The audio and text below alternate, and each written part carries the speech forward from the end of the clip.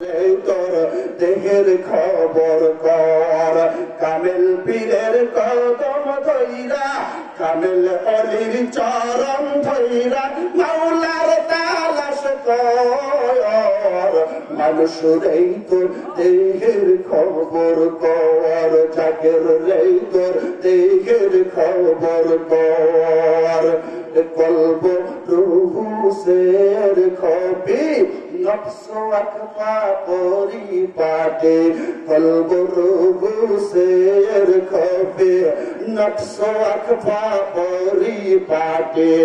আগুন পানি মাটি বাতাস দেহেরি ভিতর, মানুষের এই তোর দেহের খবর কর, জাগের রে তোর দেহের খবর কর। নিশান তারার কদম ধইরা, নিশান তারার কদম ধইরা, আল্লাহর তালাশ কর। মানুষের এই তোর দেহের খবর কর, মানুষের এই তোর দেহের খবর কর। লিল্লাহি তাকবীর, নারে তাকবীর, নারে রিসালাত। আলহামদুলিল্লাহ। আপনারা ভালো আছেন তো? আসলে ভালো আছেন? আমি আসাতে আপনারা বেজার দিচ্ছেন নাকি? খুশি আছেন? আলহামদুলিল্লাহ। নিশান তারা পীর পাক দরবার শরীফে 63তম ঐতিহাসিক ইসলামে সওয়াব অনুষ্ঠানে উপস্থিত আছেন আজকের এই ইসলামে সওয়াব মাহফিলের অনারেবল পারসন যিনি, তিনি হচ্ছেন সভাপতি সাহেব।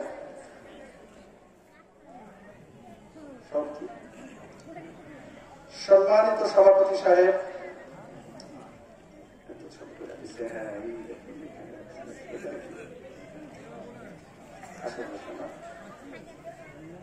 আশরাফুল ইসলাম, আল্লাহ তাআলা ওনাকে কবুল করুন। সবাই বলেন আমিন, সবাই বলেন আমিন।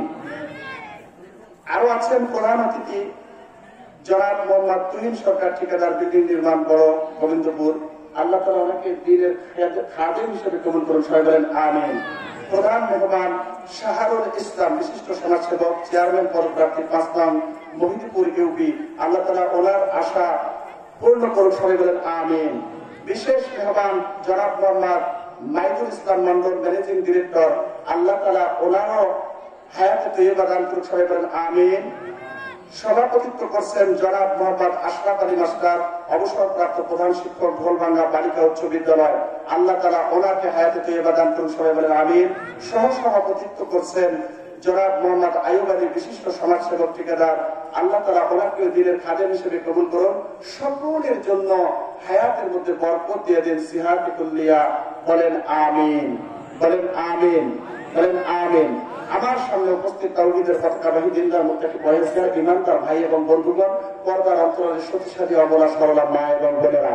তবে আর একটা কথা না বললেই নয়, আমার পূর্বে যিনি কথা বললেন আমার বন্ধু বর আশিকুর রহমান আসমি, অত্যন্ত গুরুত্বপূর্ণ আলোচনা আপনাদেরকে শুনিয়েছেন, মনোমুগ্ধকর আলোচনা আপনাদেরকে শুনিয়েছেন, যার কারণে ওনার নামটা না নিলেই হলো না। যেরকম ঠিক কিনা?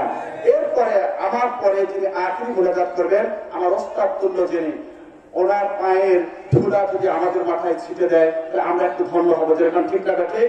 যিনি হচ্ছেন আখিরি মোনাজাত করবেন, যিনি হচ্ছেন হযরত মাওলানা মোহাম্মদ আব্দুল গফুর আনসারী, ধর্মীয় শিক্ষক, আমলাগাছি বিএম উচ্চ বিদ্যালয়। আল্লাহ তাআলা ওনাকে সুস্থতা দান করুক। সবাই বলেন আমিন, সবাই বলেন আমিন, সবাই বলেন আমিন। যেমনি করে আগে কোরআনের কথাগুলো আমাদেরকে শোনাইতেন, তেমনি করে আবারও যেন মাঠের ময়দানে আমাদেরকে কোরআন হাদিসের কথাগুলো শোনাইতে পারে। সবাই বলেন আমিন। সম্মানিত ভাইরা, আমি সকলের কাছে আরেকটিবার সশ্রদ্ধ সালাম দিব, কারণ আপনাদের কাছে দোয়া ভিক্ষা নেওয়ার জন্য। দিবেন না আপনারা? একটু দোয়া ভিক্ষা দিয়ে দিবেন। আসসালামু আলাইকুম ওয়া রাহমাতুল্লাহি ওয়া বারাকাতুহু। আমরা সর্বপ্রথমে ওই আল্লাহ তাআলার দরবারে লাখো কোটি শুকর গুজার করি, যেই আল্লাহ তাআলা পছন্দ করে, বাছাই করে, যাচাই করে, ছাঁটাই করে, একবারে ঝাড়া দিয়ে দিয়ে আমাদেরকে মাহফিলের এই সুন্দর পরিবেশে আসার এবং বসার তৌফিকতা দান করেছেন। সেই খলিক, সেই রব, সেই মনিক, সেই রজ্জাক, যিনি আমাদের পালনকর্তা, সৃষ্টিকর্তা, রিজিক দাতা, তার সামনে আমরা শুকরিয়া জ্ঞাপন করি, বলি আলহামদুলিল্লাহ। আর আল্লাহ তাআলার প্রিয় হাবিব, যাকে সৃষ্টি না করলে কিছুই সৃষ্টি করতেন না, এনার সাথে আমরা সবাই করি সমস্যারে সাল্লাল্লাহু আলাইহি ওয়াসাল্লাম।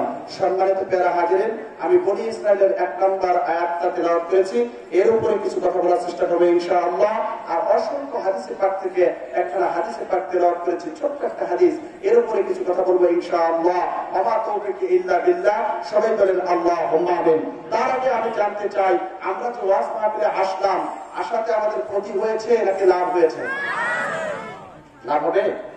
তবে লাভ হবে যদি আমরা এই বিধান অনুসারে শুনি, বিধান অনুসারে আসি, তাই না? তাহলে লাভ হবে। তাহলে এই লাভের কথাটা দেখি তো আমার আল্লাহ কোরআনে বলছি কিনা। আমার ভাইয়েরা, এই পবিত্র কোরআনুল কারীমের মধ্যে আমার আল্লাহ রাব্বুল আলামিন জানায় দেন, যারা পারবেন আমার সঙ্গে একটু তেলাওয়াত করবেন। বিসমিল্লাহির রহমানির রহিম। ওয়া ইযা কুরিয়াল কুরআনু ফাসতামি'উ লাহু ওয়া আনসিতু লা'আল্লাকুম তুরহামুন।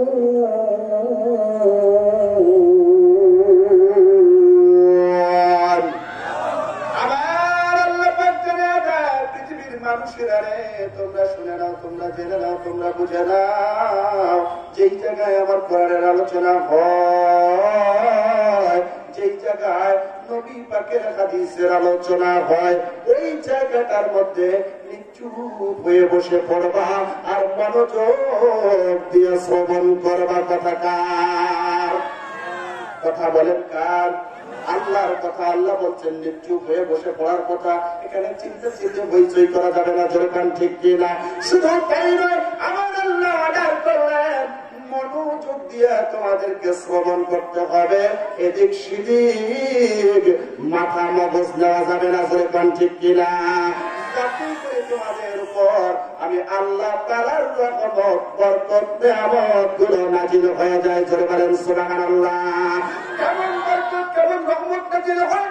আম্মা জানা আয়েশা সিদ্দিকা রাদিয়াল্লাহু তাআলা আনহা থেকে বর্ণিত, আল্লাহর নবী জনাব মুহাম্মদ রাসূলুল্লাহ সাল্লাল্লাহু আলাইহি ওয়াসাল্লাম যখন এই কোরআনের কথাগুলো তার সাহাবীদেরকে নিয়ে করতেছিলেন, এমন সময় আম্মা জানা আয়েশা লক্ষ্য করে দেখলেন যে আসমান থেকে বৃষ্টির কণার মতো ঝরঝর ঝরঝর করে কি যেন পড়ে।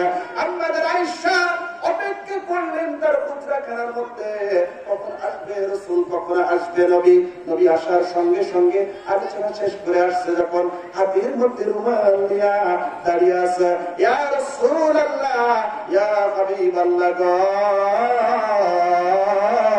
আমার জান আপনার জন্য কুরবান হয়ে যাক, আমার পিতা মাতার জান আপনার জন্য কুরবান হয়ে যাক, আপনার খেদমতে এই রুমাল তোয়ালা খানা হাজির করেছি। জোরে বলেন সুবহানাল্লাহ।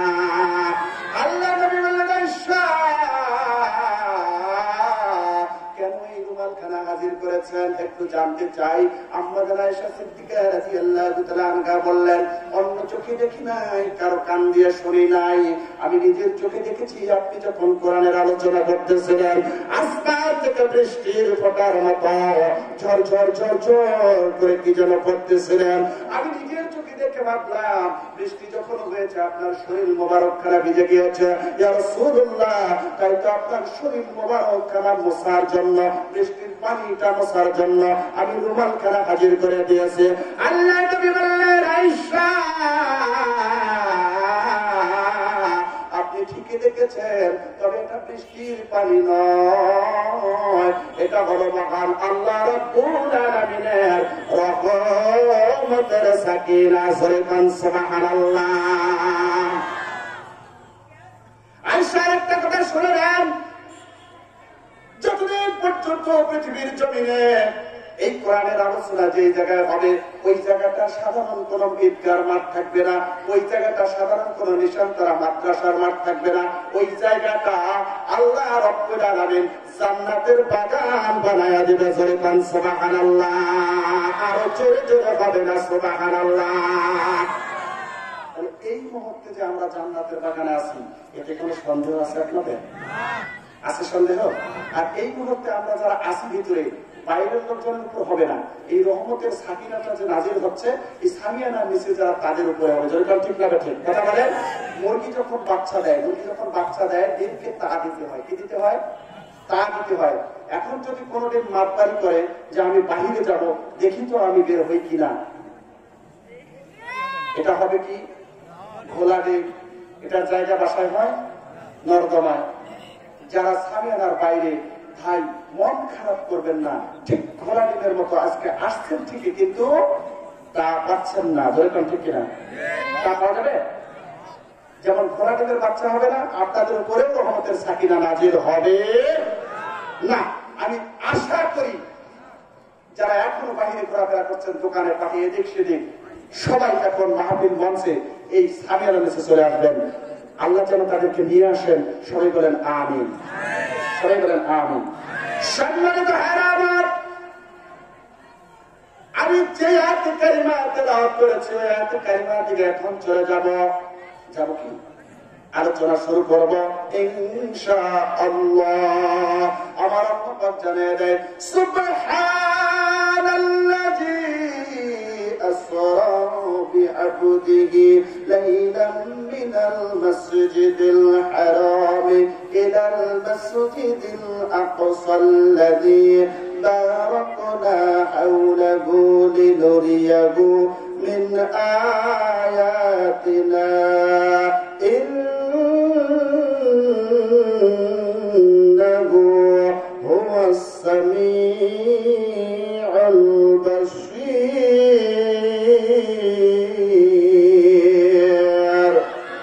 আল্লাহ পাক যিনি হলেন মহান সত্তা, যিনি হলেন মহান রব, তিনি ঘোষণা করতেছেন রাতের একটা অংশের মধ্যে। কিসের অংশের মধ্যে?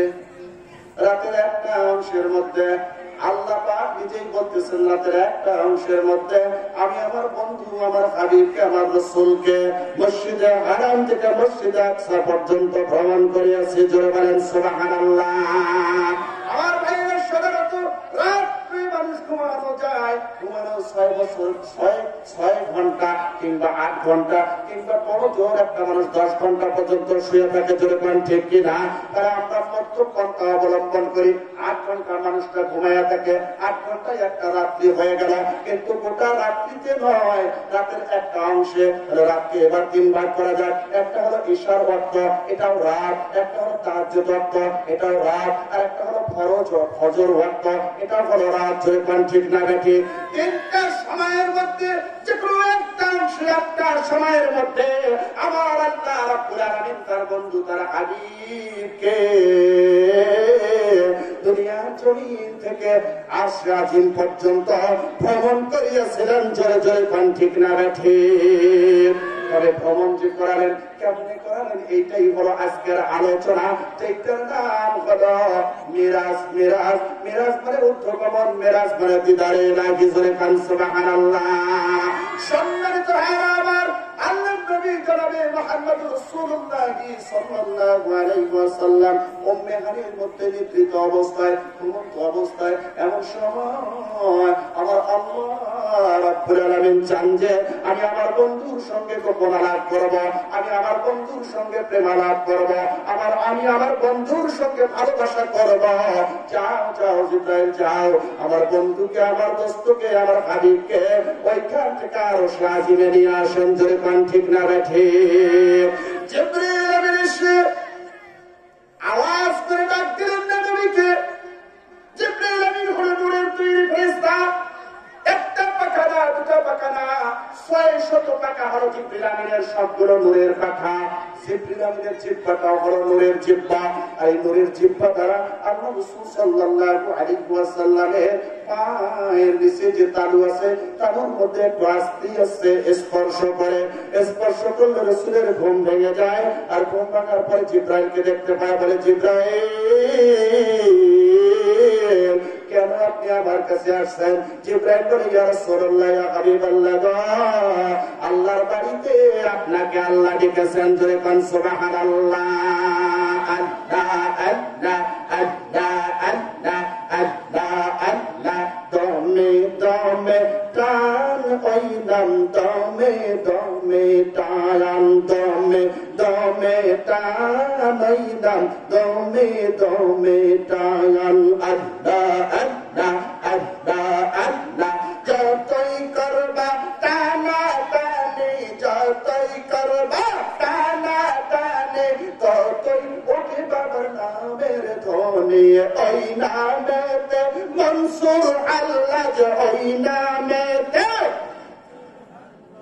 ওই নামেতে মনসুর আল্লাহ সে বিলৌ পরাণ ওই নাম দমে দমে টান ওই নাম দমে দমে টান ওই নাম দমে দমে টান আল্লাহ আল্লাহ আল্লাহ আল্লাহ আল্লাহ আল্লাহ আহা নূরে আকফা পয়দা আহা নূরে আকফা পয়দা কলবে তানিয়ায়ান ওই নাম দমে দমে টান ওই নাম দমে দমে টান ওই নাম দমে দমে টান আল্লাহ আল্লাহ আল্লাহ আল্লাহ আল্লাহ আল্লাহ যতই করবা টানা টানে যতই করবা টানা টানে ততই ওঠে বাবা নামের ধ্বনি ওই নামেতে ওয়াজকুরুনি ওই নামেতে ওয়াজকুরুনি হইল কুরবান ওই নাম দমে দমে টান ওই নাম দমে দমে টান ওই নাম দমে দমে টান আল্লাহ আল্লাহ আল্লাহ আল্লাহ আল্লাহ আল্লাহ আল্লাহ আল্লাহ যতই করবা টানা টানে যতই করবা টানা টানে ততই উঠে বাবার নামের ধ্বনি ওই নামেতে হযরত বিল্লাল ওই নামেতে হযরত বিল্লাল সে বিলৌ পরাণ ওই নাম দমে দমে টান ওই নাম দমে দমে টান ওই নাম দমে দমে টান আল্লাহ আল্লাহ আল্লাহ আল্লাহ ওই নামেতে আবু বকর ওই নামেতে হযরত আলী সে বিলৌ পরাণ ওই নাম দমে দমে টান ওই নাম দমে দমে টান ওই নাম দমে দমে টান আল্লাহ আল্লাহ